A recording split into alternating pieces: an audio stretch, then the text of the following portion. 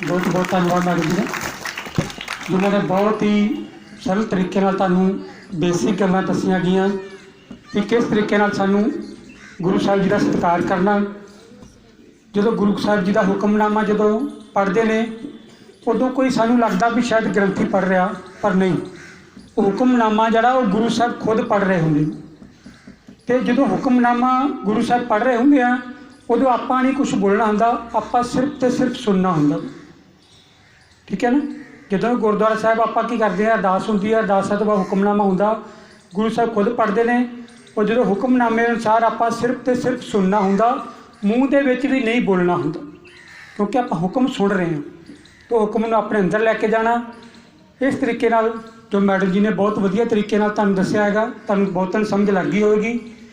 ये बेटा जिहड़ा पहला प्रकाश ये आपां तां कहंदे हैं क्योंकि ये गुरु अर्जन साहिब जी ने आदि ग्रंथ जो रचना की उदों इन्हां दा पहला प्रकाश श्री हरिमंदर साहिब विखे कीता।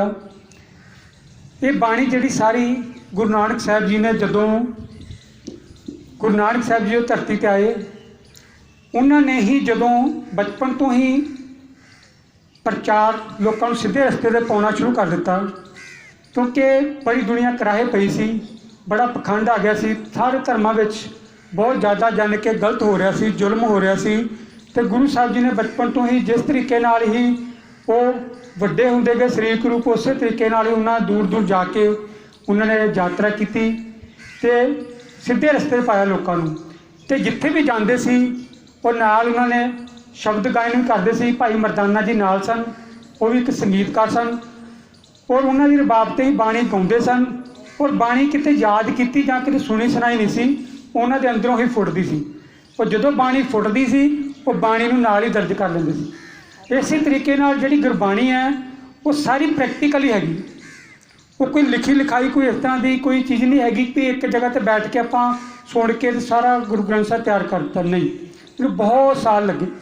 गुरु नानक साहब तो पहलों भी बाणी सी, भगतां दी बाणी सी, जो गुरु साहिब जी ने एकत्र की। भगत रविदास जी की, भगत नामदेव जी की, 15 भगतां दी बाणी जिहड़ी आ गुरु नानक साहिब जी ने एकत्र की, अपने को संभाल के रखी। एक बहुत बड़ा उन्हां दा योगदान भी जो भी समाज दे विच पहलों 100 200 400 500 साल पहलों जो भी वापरिया, वो जो भी जिहड़े रब दे भगत आए जिन्हां ने समाज के जुल्म का सामना किया, उन्हां दी बाणी जिहड़ी दर्ज की, जो उन्हां दे विचार जो कुदरत वालों परमात्मा वालों उन्हां अंदर हिरदे विच वापरे, वो उन्होंने लिखती रूप दिता। तो वही लिखती रूप बाणी जिहड़ी है गुरु नानक साहिब तक पहुँची। फिर गुरु नानक साहिब जी ने जिस तरह बाणी रची, धुर की बाणी आई तिन सगली चिंत मिटाई, ये धुर तो आई बाणी। फिर गुरु अंगद देव जी पास बाणी आई, फिर गुरु अमरदास जी पास, फिर गुरु रामदास जी पास, फिर गुरु अर्जन देव जी पास। जो बाणी पंजवें पातशाह तक आई, उस समय पर बहुत ज़्यादा समाज के गुरु साहिब जी का विरोध होना शुरू हो गया, क्योंकि सच का विरोध हमेशा होंदा। तुम सच बोलोगे तो तुहाडा विरोध होना शुरू हो जाएगा। क्यों? क्योंकि दुनिया के जो ज़्यादा विरोधता ज़्यादा हो, जो गलत चीज़ ज़्यादा हो, बहुमत ज़्यादा हो गलत चीज़ का, तो सच्चाई का विरोध होना लाजमी, इस कोई शक वाली गल नहीं। तो गुरु अर्जन देव साहब जी के भरा प्रिथी चंद सी, उन्हें भी की किया। उन्हें जो देखा कि ये तो सारा ये जोड़ा अर्जन ही संभालेगा, गुरु अर्जन साहब जी ने उन्हें कहा, तो उन्हें की किया, अपनी बाणी गुरु साहब जी ने इकट्ठी करके कुछ अपनी बाणी ऐड करके उन्हें अपना ग्रंथ रचना शुरू कर दिता। पर जो गुरु साहब जी को पता लग्या, फिर उन्होंने जो इस चीज़ देखा कि ये नहीं सानू हुण कुछ करना पैना लग, तो उन्होंने सारी सलाह मशवरा की। भाई गुरदास जी, भाई बाबा बुढ़ा जी, होर भगतां नाल सलाह करके उन्होंने की किया, सारी बाणी इकत्र करके जो बाणी पोथी के रूप में सी सारी इकत्र करके फिर एक जगह के उत्ते भाई गुरदास जी की ड्यूटी लाई। रिश्ते में उन्होंने मामा जी लगते सन, बाबा बुढ़ा जी, ये सारे मिल के गुरु ग्रंथ साहिब जी की आदि ग्रंथ जी रचना वा वो जितना मैडम जी दस्या कि गुरुद्वारा रामसर विखे उत्थे बाणी दर्ज की गई। और जिन तरह बाणी गुरु साहबाना आई सी उस तरीके नाल ही दर्ज की गई। कोई भी एक औंकड़ दलैंकड़ ग्रामर किते भी कोई बदलाव नहीं किया गया। जिस तरह जिथे पन्ने से जिथे शब्द सन उस तरीके नाल ही उच्चारण किए, क्योंकि गुरु साहिबा जी ने बड़े सोच समझ के ये बाणी दर्ज की सी। 31 रागां विच बाणी है। तो पंजवें पातशाह जी ने जो भाई गुरदास जी तो बाणी लिखवाई उस समय उन्होंने आदि ग्रंथ का नाम दिता गया। तो वो बाणी जिहड़ी आ वो सारी रागां दे विच तरतीबवार लिखी गई, पन्ना नंबर स्पैशल। फिर जिहड़े गुरु साहब की बाणी उहदे उपर महला पहला महला दूजा आपां पढ़दे ना सारे, वो गुरु का नाम हुंदा वा। जे महला पहला तो इट मीनस गुरु नानक देव जी की बाणी है, जे महला दूजा तो गुरु अंगद देव जी की बाणी है। जेकर भगतां की बाणी शुरू तो भगतां का नाम आ जांदा, कबीर जी की बाणी आ, भगत रविदास जी की बाणी आ। किते भी शब्द में तुहानूं इस तरह नहीं लगेगा भी ये शायद सानूं समझ नहीं आया भी किन्हां दी बाणी आ। हरेक शब्द में सानूं गुरु साहिबानां दे बारे पता लग जाता भी किहड़े गुरुआं दी बाणी हैगी, किहड़े राग की बाणी हैगी। तो बाणी जदों आदि ग्रंथ की जदों रचना हो गई, लगभग 3 साल का समा लगा। तो फिर वो बाणी नूं इकट्ठा करके आदि ग्रंथ की जिहड़ी है वो स्थापना करनी सी, प्रकाश करना सी। फिर पहला प्रकाश जिहड़ा वो श्री हरमंदर साहिब विखे 1604 ईस्वी में किया। तो गुरु साहब जी ने जिस दिन तो आदि ग्रंथ की रचना की, उस दिन तो गुरु साहब जी कभी गुरु साहब जी तो आदि ग्रंथ तो उच्चे नहीं बैठे, हमेशा ही आप नीवें बैठना। तो गुरु साहब जी का प्रकाश हमेशा पलंग ते किया। फिर जदों शाम का समा होया, पहले बाबा बुढ़ा जी नूं ग्रंथी, पहले हैड ग्रंथी जिहड़े बाबा बुढ़ा जी सन, उन्हां दे राही प्रकाश किया गया। फिर जो शाम का समा आया तो कहते गुरु साहब जी नूं विश्राम कराउणा। फिर आदि ग्रंथ गुरु साहब जी नूं फिर श्री अकाल तख्त ਸਾਹਿਬ विखे लिजाया गया। उत्थे तुसीं देखिया होना कि पलंग दे के श्री अकाल तख्त ਸਾਹਿਬ विखे तुसीं देखिया होना भी जदों जिथे गुरु साहब जी का सुखासन हुंदा, देखिया ना बेटे सारे ने सुखासन हुंदा, वो पलंग के थल्ले एक चादर विछी हुंदी है। तुसीं देखियो सारे जाने जाके वो चादर क्यों विछी हुंदी है, क्योंकि उस दिन तो ही गुरु साहब जी ने हमेशा ही गुरु ग्रंथ साहब जी के थल्ले ही बैठ के ही बैठे, ऊपर कभी नहीं बैठे। इन्ना सत्कार सी बाणी का, क्योंकि बाणी ये जिहड़ी आ ये कई समय तो बड़े ही संघर्ष विच लंघ के बाणी दर्ज की गई है। परमात्मा वालों ही ये हुक्म के अनुसार ही दर्ज हुई है। फिर बाणी का सत्कार जिहड़ा गुरु साहब जी ने सानूं दस्सिया। फिर इसी तरीके नाल अगे जाके गुरु गोबिंद सिंह जी ने गुरु तेग बहादुर जी की बाणी दर्ज की। फिर उन्होंने गुरु का दर्जा दे के सानूं इत्थे सब सीखण को हुक्म है, गुरु मान्यो ग्रंथ। हुण अगली गल आउंदी आ कि बच्चों असल विच प्रकाश दिहाड़ा तो आपां कई सालों तो मना रहे हैं, 418 साल हो गए ना, पर साडे अंदर अजे तक प्रकाश नहीं होया। असल विच बाणी का प्रकाश जिस दिन साडे अंदर आ गया ना, गल उदन बननी है जिस दिन साडी जिंदगी च बदलाव आ गया। ये प्रकाश दिहाड़े मनाए उदन ही सफल है। जेकर सानू नहीं पता सही रास्ते चलण का तो फिर साडे प्रकाश दिहाड़े मनाए किते सफल नहीं है। हुण अपनी हालत देखिए, आपां साडी हालत अंदर की की हैगी है, बहुत दशा माड़ी, मेरी खुद ही माड़ी हैगी, इस कोई शक वाली गल नहीं, कोई झूठ वाली गल नहीं। साडे मन की हालत बहुत ज़्यादा माड़ी। तो गुरु साहब जी ने शब्द नूं ही गुरु क्यों कहा, ये बारे मैं तुहानूं 2-4 मिनट दसदा। क्योंकि हमेशा ही शब्द तो ही सारी दुनिया की उत्पत्ति हुई है, तो शब्द तो ही सारा कुछ चल रहा। तो शब्द ही तुहानूं बदल सकदा, शब्द ही तुहाडी जिंदगी बदल सकदा।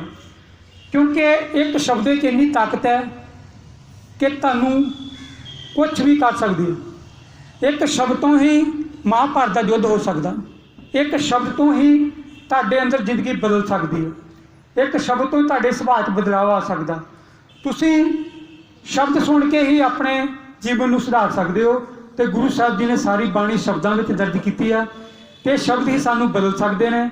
तो अगली गल कि जो गुरु ग्रंथ साहब जी की रचना वा, ये कोई कहानी नहीं, कोई कथा नहीं, ये निरोल उस अकाल पुरख की उस्तत हैगी, उस अकाल पुरख की उस्तत है, उस परमात्मा की उस्तत है जिन्हें सारिਆਂ ਨੂੰ पैदा किया, जिन्हें सारे जीव जंतु रचे, जिहड़ा समुंदर दे विच भी जीवां नूं रोटी दे रहा, पत्थरां दे विच कीड़े नूं भी रोटी दे रहा, उस परमात्मा की उस्तत की है। तो जां जिन्हां ने उस परमात्मा की उस्तत की है जां उन्हां दी उस्तत की, भगतां की उस्तत की है। इस तो इलावा गुरु ग्रंथ साहिब जी होर कोई गल दर्ज नहीं हैगी। इस तरीके नाल बाणी जिहड़ी आ जरूर आपां पढ़ीए, समझिए, विचारीए। जो पढ़ांगे जपजी साहिब का पाठ आप जो पढ़ांगे, 1 बारी 2 बारी 4 बारी तुहाडे जबानी आएगा, फिर तुहाडा एक दिन दिल करेगा, ये कुदरत वालों होएगा, एक दिन दिल करेगा कि मैं जपजी साहिब के अर्थ करा। और जदों तुसीं अर्थ करने शुरू करोगे, भावें कि तुसीं शाब्दिक अर्थ करोगे, शब्दों के अर्थ करोगे, जो शब्द तुसीं अर्थ करोगे, तुहानूं लगेगा कि हाँ मैंने तो बड़ा वधिया लग रहा, अगे चलोगे। फिर शब्दों के अर्थों के उपर जो जो तुहाडे शब्दों के अर्थ आ गए, जो जपजी साहिब दे दोबारा करोगे फिर तुहानूं बहुत आनंद आएगा।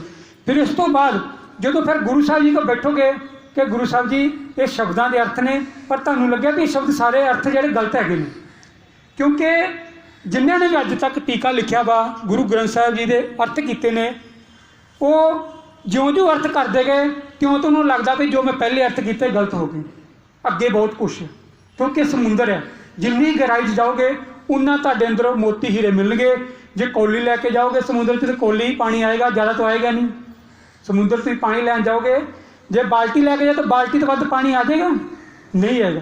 जिन्ना तुहाडा भांडा वड्डा तैयार होएगा, जिन्ना तुहाडा हिरदा विशाल होएगा, जिन्नी तुसीं गहराई तो उस बाणी नूं समझोगे उन्नी गहराई तक तुहानूं हीरे मोती अंदर तुहाडे आउंदे जाणगे।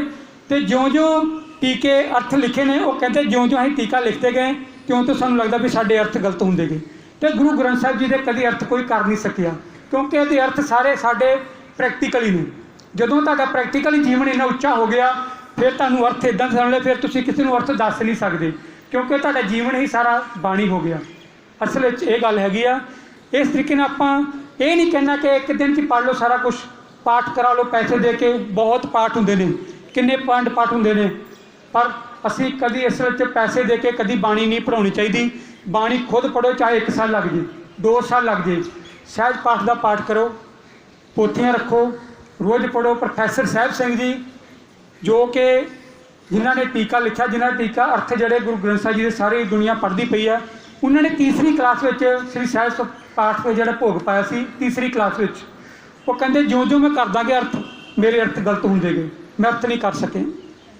इस तरीके नाल आपां शुरुआत करिए, कम से कम श्री जपजी साहिब का पाठ तो शुरू करिए, पहली पौड़ी तो शुरू करिए, फिर वो अर्थ करिए। फिर उस दिन तो ही तुहानूं महसूस होगा भी मेरा जीवन जिहड़ा बदल रहा। जदों बदलेगा फिर तुहानूं ऐटोमैटिकली गुरु साहब ने अगे लै आउणा।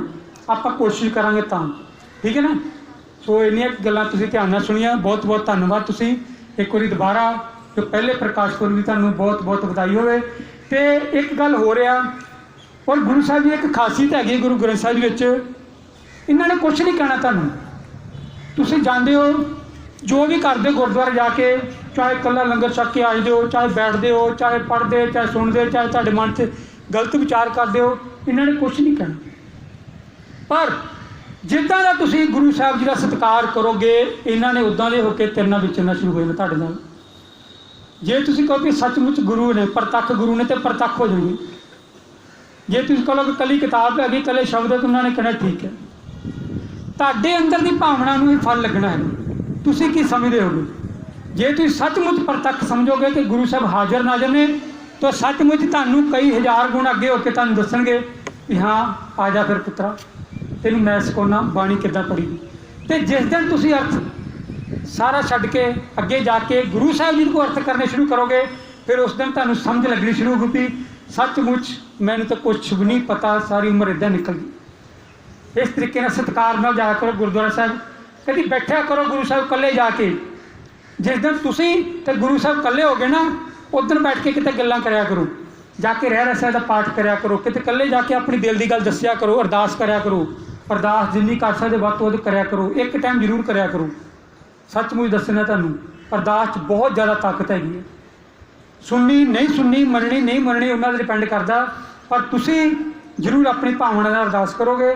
तो गुरु साहब जी कल्ले जाके बैठे हो, अपने दुख सुख किसी नूं फुल्लण की लोड़ नहीं है इस दुनिया के उत्ते। किनूं दसोगे?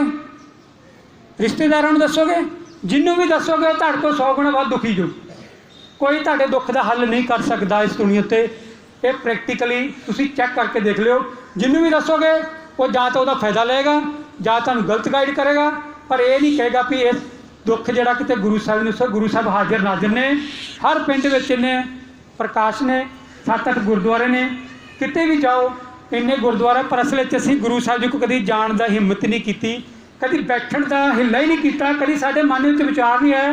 सानूं लग्या भी शायद बच्चे पाल ले, पढ़ा ले, कोठियां पा लियां, कारां पा लियां, बाहर कनेडा अमरीका सारी जगह हो गए तो बड़ा सफल हो गए। कुछ भी नहीं किया। ये बेटा सारिया चीज़ां नाशमान ने, सब कुछ खत्म होने वाला।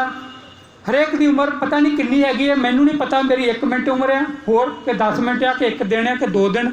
इसका किसी को कुछ नहीं पता है, कदों चले जाना इस दुनिया तो किसी को कुछ नहीं पता है।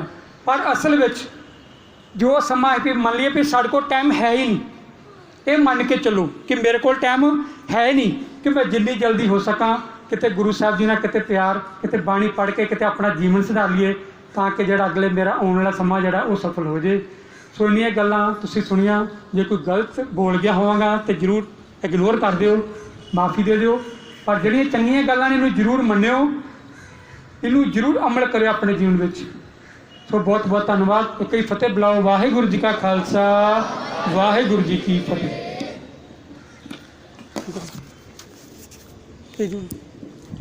चलो बेटे लाइन बना के जाना सारे क्लास।